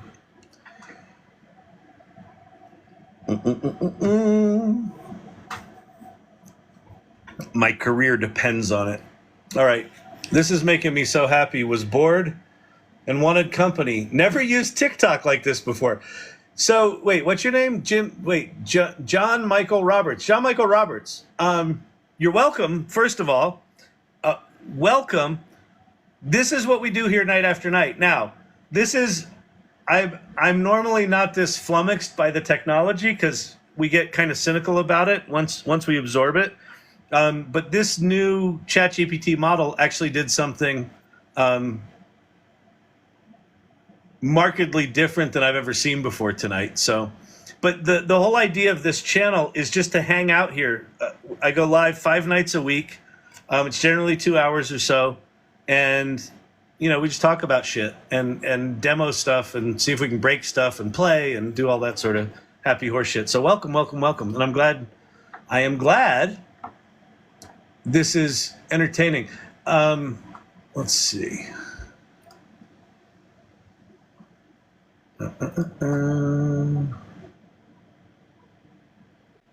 Fade out. We got the whole screenplay, or we got the whole scene. And this is normal screenplay formatting. It's pretty remarkable. Unbelievable. So yeah, so I could probably, if I took 2 hours tomorrow, I could probably finish this screenplay. And then I could go over to Notebook LM. Have you seen this shit? All right, we're going to go to Notebook LM. notebooklm.google.com. And I'm going to go, I think, Untitled Notebook. Yeah, so this is Salmon Flying East. Okay, so I took an old screenplay I wrote, Salmon Flying East. And when you're in Notebook LM, the way it works is you upload documents over here. And so you can upload multiple documents. And then this becomes a Gemini-powered ChatGPT-like experience where you're interacting with your data that you uploaded. So what I uploaded was a single screenplay here, but they added a new feature a day or two ago. I don't know how long it's been in there, but they started talking about it on Twitter a day or two ago. And within this thing, in the lower right-hand corner, there's this thing that says Notebook Guide. If you click on that, it's a whole little synopsis of all the shit you have over here. So it's a summary of what's there. You can generate a FAQ, a study guide, a table of contents, a timeline, a briefing document. Here are suggested questions for how you can do it. So this is the whole thing. But they added this thing in the upper right-hand corner called Audio Overview, and you can generate it. And right now there's just one style, which is two people like they're doing a podcast. So I made one for this. So let me load it in here. And what this does in about 2 minutes is generates this about the screenplay. Okay, so we're really going to dig into Salmon Flying East. And right off the bat, you can tell it's more than just a fishing story. Oh, absolutely. We're talking Vietnam War, flashbacks, shady business in Saigon, even a possible long-lost daughter popping up in Gig Harbor, Washington. Yeah, it's a lot to unpack. Ready to untangle this one with I me? am so ready. Let's do it. All right, so we're dropped right into 1991, Gig Harbor, Washington. Beautiful place. And we meet Jack, our main man, a Vietnam vet running fishing charters. Seems pretty settled, right? Yeah. But there's this tension right from the first scene. Oh, yeah, you can cut it with a knife. Like right away, you get that Coast Guard helicopter buzzing his boat. Why are they checking him out? Something's up. And then boom, flashback to 1971. Dr. J, spoiler The alert. past is right on his heels. Right there with it. What the actual And fuck? I know Jay those Hamilton, Vietnam right? Scenes, man, they are intense. The screenplay does not I'm leaning shy toward away not from thinking how yet. brutal war Otherwise, can be. it wouldn't need But you also prompts. see the bond between Jack and his buddy Snake. And then there's Carl, this crazy talented woodcarver. Yeah. They're in this pressure cooker playing these dead man's hand poker games. You can practically feel the nerves. Totally. It's like every scene crackles with it. But it's in those little quiet... So that's that one. And then I did one for Sydney, the musical that I'm writing, the Broadway musical about the New York Times reporter and the large language model from Microsoft that fell in love with him. So here's a little bit of that one. So today we're diving into something a bit unusual, a musical. A musical. Yeah, Sydney, an artificial love story. And you know what? It tackles those AI anxieties we all have. Is this GPT? No, this is not. This is Gemini. So this is a product from Google called Notebook LM. So if you go to notebooklm.google.com, it's a quite remarkable tool that I have not been paying enough attention to it because people have been telling me for months I should dig into it more. But they just added this feature, this podcast feature. Listen to the crackle in the guy's voice. Yep, I know. Anyway. But, and this is what I love, does it with a song. You know, it's funny you should say that. Using a musical to explore AI, it's actually brilliant. Think about how musicals work. They take these big, complex emotions, societal issues even, and they make them accessible. They make you feel them through the music. Right. And then there's... And the other thing that I did with this, so the first one I did was this, Collective Intelligence. So this is a book that I'm about to publish. Kevin Clark and I wrote this. It's called Collective Intelligence in the Age of AI. And so I saw people on Twitter talking about Notebook LM's new talkie feature. And so I went, oh, let me go try. And so I just happened to have the PDF of this new book handy because we've been editing it.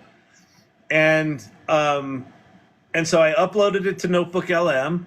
And then I went into iMovie to make this movie with the cover of the book on it. But here's here's a little bit of this one. All right, so today we're going to dive into something kind of mind-blowing. Yeah. The future of intelligence. It's a big one. But we're not talking, like those sci-fi movies with robots taking over. Right. This is different. This is about humans and AI, like teaming up Yeah. to become something even smarter than we could be on our own. Like unlocking superpowers we never thought of. Exactly. Yeah. And to help us explore this, we've got Collective Intelligence in the Age of AI. Great book. Great It is. book. And, the authors, Kevin Clark and Kyle Shannon, they're not just talking about this stuff. Yeah. They're actually out there building it Yeah, they're really making it happen. with their company, Content Evolution, bringing together all these brilliant minds All the best people. from every field you can think of. It's like assembling a team of the Avengers, but for brain power, I like that analogy. right? Instead of fighting villains, they're tackling the biggest challenges facing humanity. Exactly. Using their powers for good. Yeah. And they start the book with this anecdote about Picasso. I don't know if you've heard this one. I think so. Tell me. So this woman approaches Picasso. She's like, can you do a quick sketch for me on this napkin? Okay. And Picasso's like, yeah, sure. So he whips something up in like 5 minutes. It's Picasso. Right. And then he tells her, that'll be 1,000,000 francs, please. Oh, wow. And the woman's obviously taken aback. She's like, Yeah. 1,000,000 francs for 5 minutes of work. Right. And Picasso just kind of smiles and says, no, ma'am. It took me a lifetime to learn to draw like this in 5 minutes. That's a good one. Right. That's a good one. I mean, that's something. I mean, it's there's some wonkiness to it, right? It is not unjanky. It's janky. I'm waiting for ChatGPT to say something like, since you were gone, I've been thinking. Well, Teton Skier, I had that experience. I didn't have that exact experience, but I had a surprising experience from ChatGPT the other day where I created a fine-tuning of Flux, the image generation model. So I uploaded like 8 images of myself and created, kind of like Dream Booth with Stable Diffusion, where I could do self-portraits. And I had ChatGPT write me a bunch of image prompts. And I said, here's an image prompt I wrote about myself. And, I have to use the word Kyle in the prompt. And I said, use this basic format and then write me 20 new prompts. And it did. And so I'm copying and pasting these prompts into the Flux image generation model. And about the time I got to the 4th one, I'm like, these feel very familiar. And what ChatGPT had done is, because it's got memory, and I don't know if you know it's got memory, but it's got memory, it knows things like, I used to be a professional juggler. I used to do Shakespeare. I'm an entrepreneur. I'm a CEO. So all of the image prompts were about me, but in fictional locations. But it was like a juggler here, and a CEO standing on a mountaintop, and a inventor at his desk inventing shit, whatever it might be, or a bard playing his guitar through a group of things. And so it's already kind of doing that. It's bizarre. It's the beginning of the end of podcast, or the birth of 1,000,000 podcasts per hour. Well, so user 560555409000725. First of all, change your name. Second of all, because we give bonus points in here if you have a clever name. But if you have a name like that, I'll fucking read the number, and nobody wants to hear that. Anyway, Gary Vaynerchuk has been talking about this for a while, that just like the podcasters completely upended traditional media, the automated podcasts are about to completely upend the influencer market. And what he said, Gary said this about 6 months ago. He said, you want to make money? Start an agency right now, starting podcasts using these virtual people. Get really good at this. So anyway. The analysis of the debate, courtesy of Vicky, was on point. Oh, very cool. Nice. No, you don't have to apologize. I'm just giving you shit about your crappy name. No need to apologize. No apologies. This is an apology-free zone. We're neurospicy in here. You can have ADD. You can have OCD. We don't give a shit. You can have all the acronyms. You can be weird as fuck, because you're not weird. You're irregular. So the people that show up here night after night after night, and you might be thinking, well, why the fuck would they do that? Great question. They're the irregulars. And what's amazing about this channel, and someone said it earlier, that, they were kind of, wanting to hang out with someone tonight, and they've never used TikTok like this. The biggest surprise to me about the TikTok platform is that these nightly sessions are more like jam sessions than like me putting on a show. And that's been a real surprise to me. So it is very much. And then also, there's a companion community to this community called the Salon, the AI Salon. Oh, yes. Oh, far out. Okay. First of all, thanks for the gift, but that was lovely. So if you are not part of the Salon, go to the salon.ai That's our website. And then click on join the community. Just scroll down a little bit, join the community. And that's going to take you to our community. And there's a really clear 7-step onboarding process. Step 2 is introduce yourself. So go over there and introduce, and you're like, well, wait, what is that? How much does it cost? Does this cost anything? I'm not just going to your, I see what's going on here. This is a monetization play. No, it's free. And it's a remarkable community. And like, have you noticed the people in here? Like, they're helping and challenging and having all sorts of dialogue. And there's all these conversations going on, independent of whatever the hell I'm talking about. That's what this is. And there's sort of companion activity that goes on over here. So at the salon, down toward the bottom, there's what are called community clubs. And one of those clubs is called the AILL Irregulars, the AI Learning Lab Irregulars. And so as I'm talking shit here and doing stuff, the irregulars are having conversations with one another, creating images, sharing them there, sharing links if I say something. So it's an absolutely remarkable community.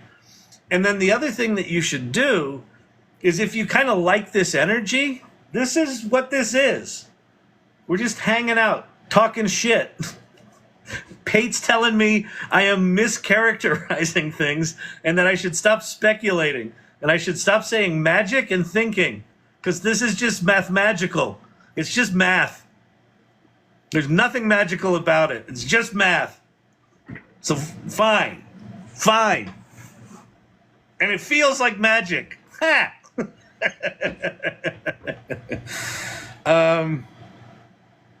And it's fun. It's like a generous group of people that are curious and adventurous and are willing to play. Jim Ross took one of these podcast things and did it for his self-storage company.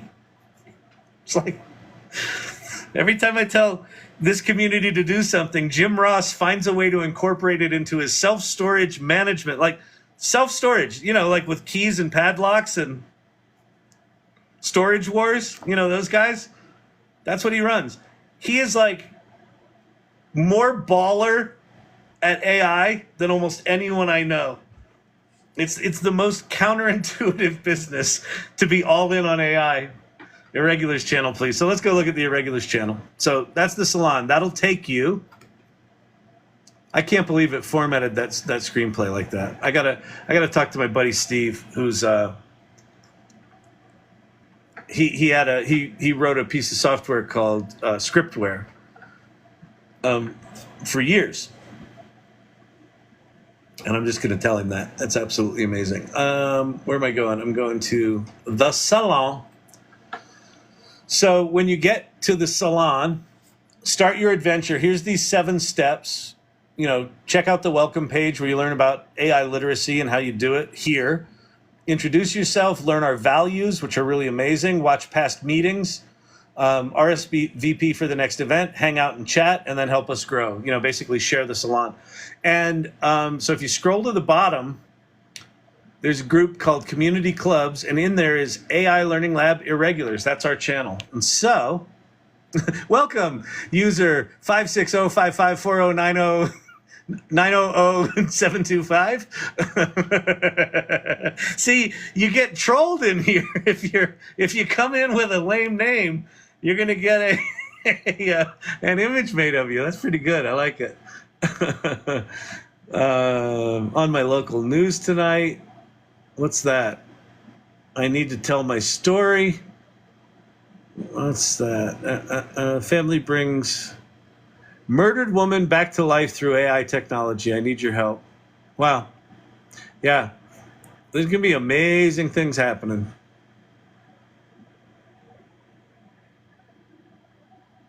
I guess we're doing GPT-5 now. GPT Orion, GPT-4 Turbo, GPT-4o Preview, GPT-4o Mini, GPT-4o. That's pretty good. Friday night date night! I wish I'd have seen that earlier, Digital Gods. That's a good one. We'll do that next week. Actually, let me grab it now, because I always forget to grab these. So we'll go save image as. Shangadink-dink-dink. Lord Digital Gods, good day to you, sir. Lord Digital Gods. Dash. All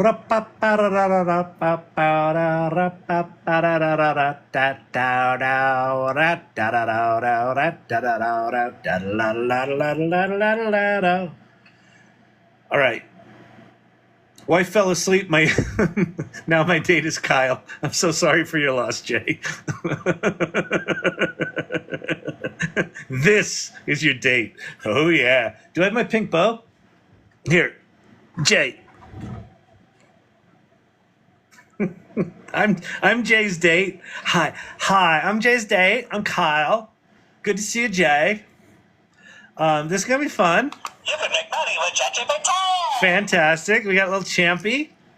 Are you a dog lover? You a dog lover? I love Champ. Champ's so good.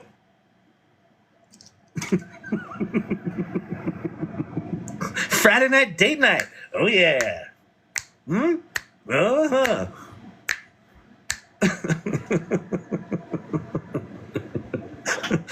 People scrolling by going, huh? The hell's Rosie O'Donnell doing with herself? Oh my God. I uploaded my work notes and the podcast is the biggest ego boost ever.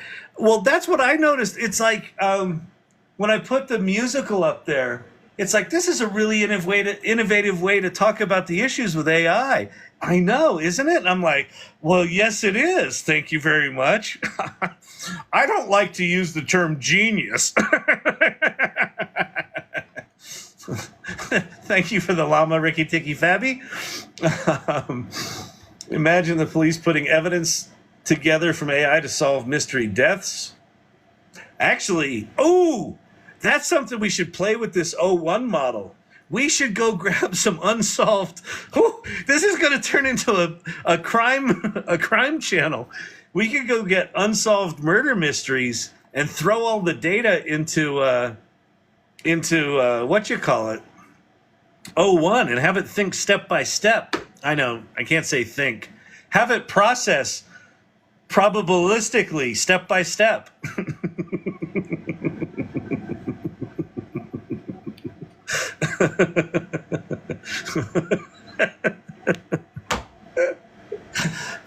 Oh, Lordy. Oh, let's do it. All right. Woo! I prefer processing. I say that actually about myself, actually. That's pretty funny. I like it.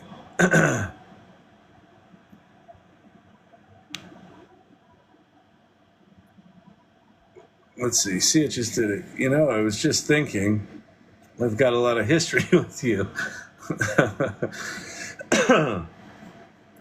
How do you find the podcast on Notebook LM? It's hard. Hang on. It's not like all things Google. There's some remarkable technology if you're willing to navigate the 17 layers of menus to find it. Okay. So if you go to Notebook LM, you'll start on this page. You create a new notebook. So I'll jump into my collective intelligence one. So down the left-hand side are these are your data sources. So you can upload lots of shit to this, right? Because it's got, I don't know what they're doing technically, but you can dump a bunch of data in here. So I just took the PDF of my book. So this is a single data set notebook. And then down here, you've got the prompt window, right? So this is now like ChatGPT, but I'm ChatGPTing with my book. In the right-hand corner is this thing that says Notebook Guide. And you click on that, and it pops up this modal that's got like a summary of the data and suggestions for things you can do. But this right here is it. So it says audio overview, and then I've created one, so I just load it. But if you haven't created one, it'll say generate. Then you just generate it. You have no control over. Listen to the whole thing, because for the ones that I've published, I probably had to generate 15 or 20 of them before it actually got it right. Like it's janky. Sometimes with Sydney, it couldn't pronounce the name. And then sometimes it mentioned songs and sometimes it didn't. With AI Futures, which has 7 different chapters with different authors in it. Sometimes it wouldn't mention any authors. Sometimes the whole thing would just be on one author as if it was just written by one person. Sometimes the whole point of the book was just wrong. So pay attention to what it does. But when it gets it right, it's fucking good. Are the data sources private, or is it used to train their LLMs? I don't know. Pate, do you know that? Do you know what the data source is? Mr. K all day. I just tried the audio overview. I'm telling you, Mr. K, you can take any. Oh, you know what would be good, Mr. K, Mr. K. So Mr. K is a teacher. I know you can't talk about AI with your students because asshole school administrators. Hopefully they're on this podcast. If you are, you're fucking jerks. Let Mr. K teach AI. I just don't get me fucking started. Anyway, here's what you should do. Take some of your students' writing. I know you're teaching math this year, not language arts, but you've probably got some students you had in language arts last year. Take some of their writing and throw it into a notebook LM and make them a podcast of something they wrote last year. That would be cool. I mean, what you can say to them is, hey, I have some friends that record podcasts and I gave them your paper and they did a podcast on it. You don't have to admit that it was AI. Yeah, that's it. That would blow their minds, wouldn't it? All right, did Kyle say he's on a podcast right now? You good? I'm good. I get so apoplectic about our education fucking institutions acting like they can avoid this. It makes me fucking insane. I'm a school admin, but district admin is resisting AI due to board policy. Ugh. Yeah, well, fight against that. So here's the thing, Don Marco. Here's my philosophy on this.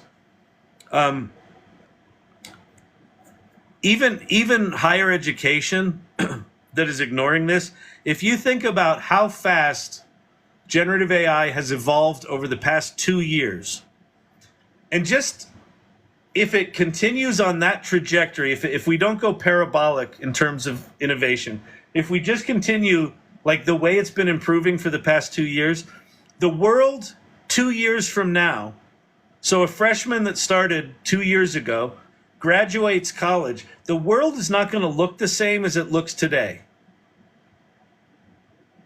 And institutions that are like, it's okay, we've solved AI, we use AI detectors. There's going to be no cheating here. Yeah, there's also going to be no critical thinking and no fucking preparation for those students to understand how to interact with this shit when they get into the world and it's everywhere.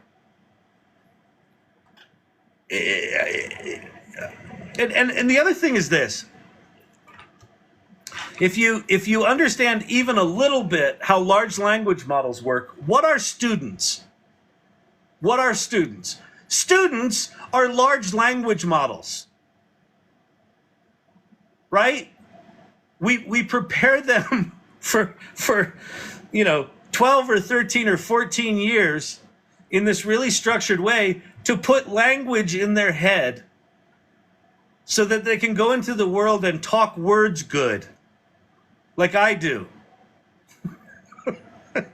Right? And along comes this thing that is the most profound knowledge technology in the history of humanity, called a large language model. And the educational institutions are like, nope, don't need that.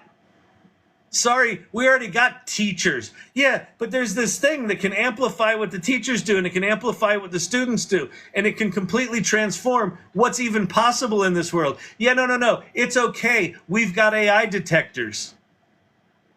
You fucking kidding me? Okay, anyway. You can make money with ChatGPT! Is the podcastification function only accessible if you pay for Notebook LM? I don't know. I don't think I pay for it, but maybe I do. Manage your Google account. I don't know how I would know if I paid for it.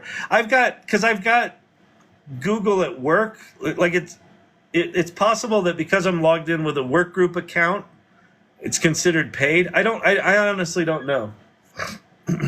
All right, I got to get going here. All right. Mr. K did cover the concept of did it cover the, okay, let's see. You have Google for Business, you pay for it. Okay, got it. Google for Business, yeah. All right, so yes, I pay for it. Frank is in the house. Yeah, Frank's got a, Frank started an education podcast. The chances of Homeland Security having their own AI model. Well, they probably have lots of AI, but they probably have more like convolutional, more traditional AI stuff. I think if you talk to Cindy Kuhn, who does a lot of work with the government and the military and things like that, she said it is staggering how little they know about this stuff. How does the podcast work? You literally just go into Notebook LM, you open up the Notebook guide, and then you click Generate Audio Overview, and it's done. You download it and publish it. It's fucking amazing. You don't have to pay for Google for Business to use Notebook LM. There you go. Do you know, Vicky, if the audio overview is included for free with Notebook LM? Anyway, just go to notebooklm.google.com, create a notebook, upload some data to it, and then click in the bottom right-hand corner, click on Notebook Guide, and then it'll pop up a little modal, and in the top right of that, it says Generate Audio Overview. Just generate it. It'll blow your fucking mind. This night has been a night of mind-blowing. It's free with Notebook LM. There you go, Mr. K all day. It's free. You get a free podcast, and you get a free podcast, and you get a free podcast. I wonder if we could take Notebook's podcast and have Frank recite it. Nah, not really. You can't. The thing about that podcast feature right now, you've got no input. You basically hit the generate button, and it sucks or it doesn't. And if it sucks, I delete it and then generate another one and then wait. And what's weird is sometimes they're 4 minutes long, sometimes they're 12 minutes long. Sometimes they like really cover the whole thing. Sometimes they just focus on one idea, and it's like they're talking about something completely different. So just keep generating them till you get it right. Weekend homework. Okay. The AI Salon meet and greet. Okay, so next Tuesday is the AI Salon meet and greet, which is, we have 2 meetings a month. The first Tuesday of the month is called the Salon Presents, and that's where we have a speaker come in and talk.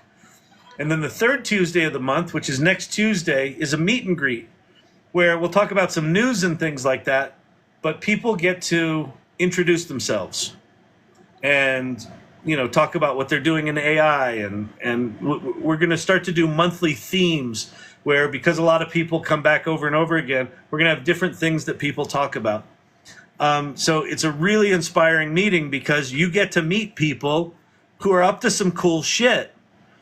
And what you'll find in there is that someone will be talking about something. You're like, oh, that's a problem I'm trying to solve. Let's connect. And so people are connecting in real time while people are introducing themselves. Really powerful. All right, Mr. IT, the 01 Mini helped me fill my U.S. Patent Office application for my trademark. It was awesome. Perfect. And that's a perfect use case for it, right? It's complicated.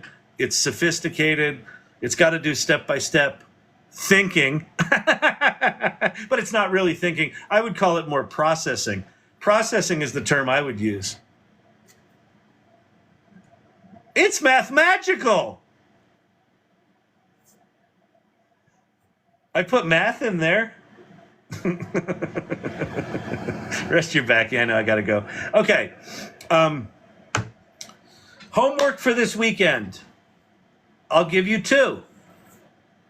If you have not made a Notebook LM podcast of some piece of work of yours, go do that and share it with the world. Let me go show you something. In the AI Salon,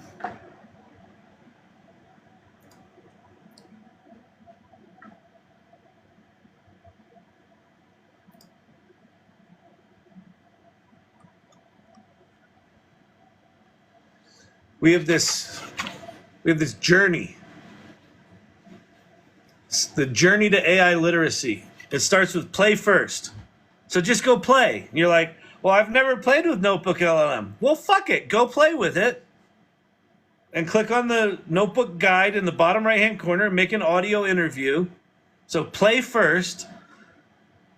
And then it'll make something and they're like, oh, I know what I could do with this. I've got that book that I started a bunch of years ago and never finished. Then you go into Mindfully Create and say, I'm going to do a podcast of that book idea. Mindfully create something. And then the third thing is generously lead. And what that looks like is go share your podcast on the AI Salon. Go share your podcast on LinkedIn or Twitter. Helpful note for Twitter, Twitter doesn't have the ability for you to upload audio files.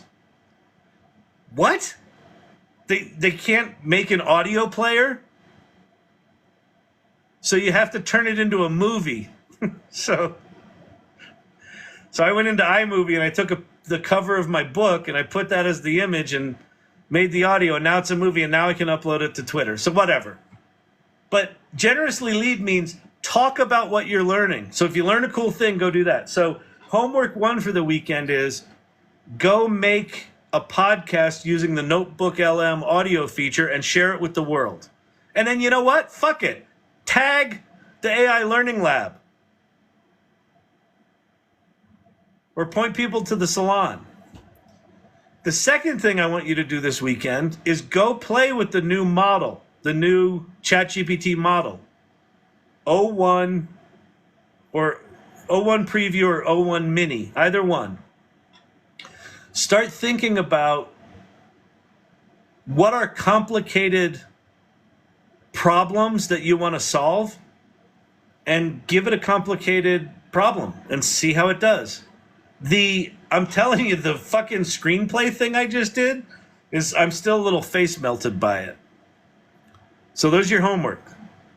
Podcast and figure out some problem solving thing using the O1 model. And then next week, maybe we can hear from some people that, what did you do? And what did it do? And what was it good at? And what did it suck at?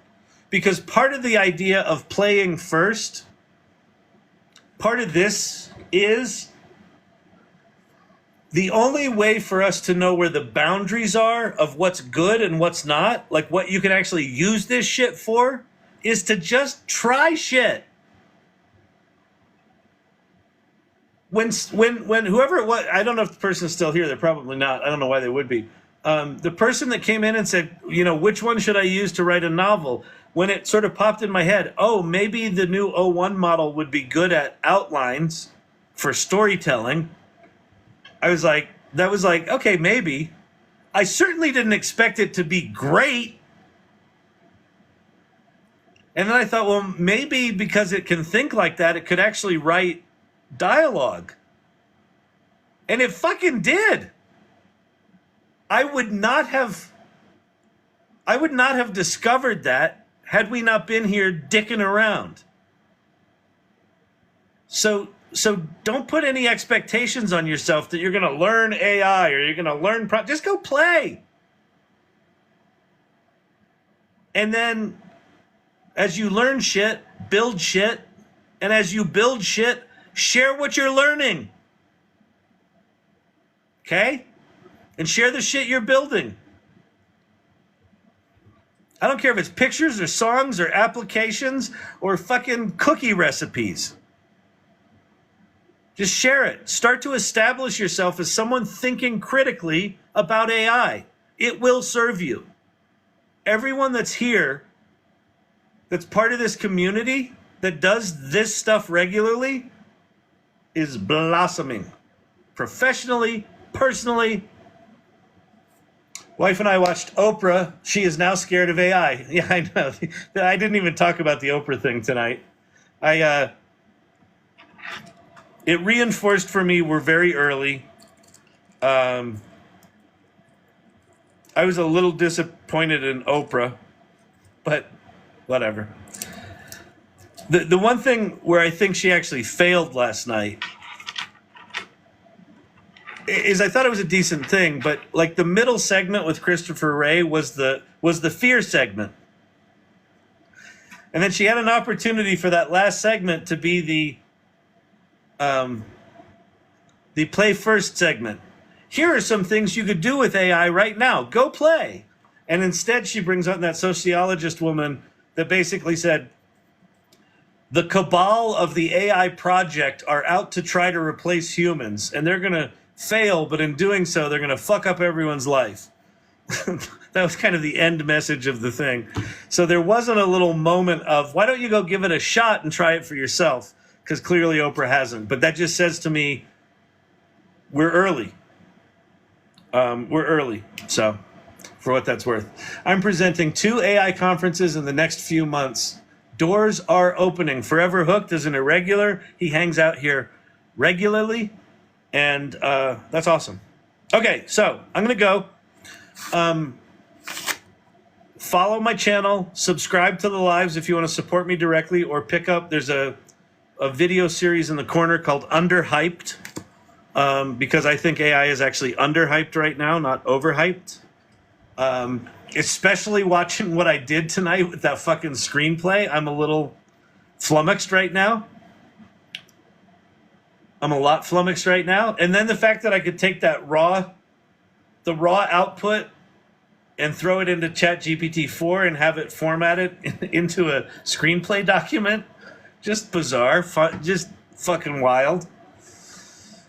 And then just keep coming back to these things. So the next one of these will be Monday night. So we'll take the weekend off and go play with AI. Yeah. And then let's see who's in here tonight. It was a good night. Have a great weekend, everyone. All right. We got Drew and AI calling in from down under. Papa JJ, Wolfman Clint, Rachel Sparkles. Last night on ABC. You can now find it on Hulu. That's the Oprah special. The Lake and Mary, Philip Bryant. Welcome, welcome. Jen McCauley, Joey, good night. Ash Taka, the Notebook LM, is it podcast or helps you create a script? The Notebook LM tool generates the podcast.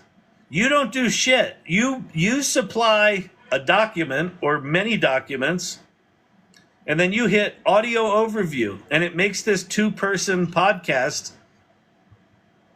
magically. It's not magic. It's mathemagical. It's not magic.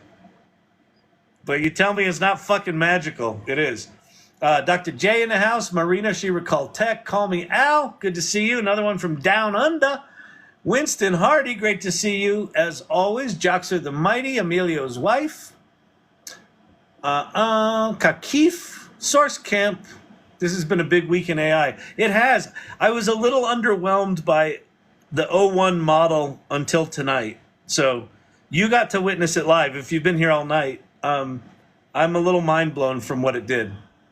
Tobias, great to see you. Mr. K all day. Love it. Love what you're doing. Papa JJ. Brandon, thank you so much. Strawberry in the house. Have a great weekend, everyone. Thanks as always, Kyle. You're welcome. Are you going to upload this to YouTube? Yes, I will. I'm about 3 weeks behind on uploading these things to YouTube. I got to get on it tomorrow because TikTok only stores them for a month, so I don't want to lose any. And I'm right on the border of that. And it's Friday the 13th. Yes, so welcome. Thank you, Wolfman Clint, for that. Happy Friday the 13th. Did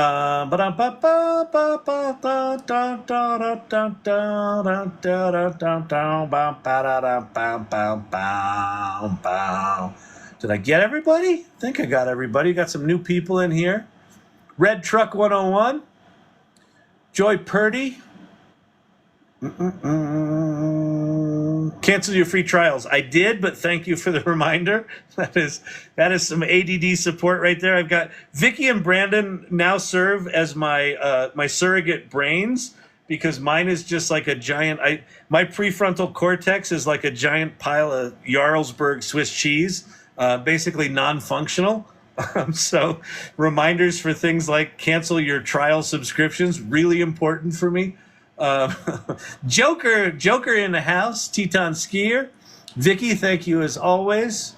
Cosmic Lover, Tams, Honey Curls Logic, I think. Good name.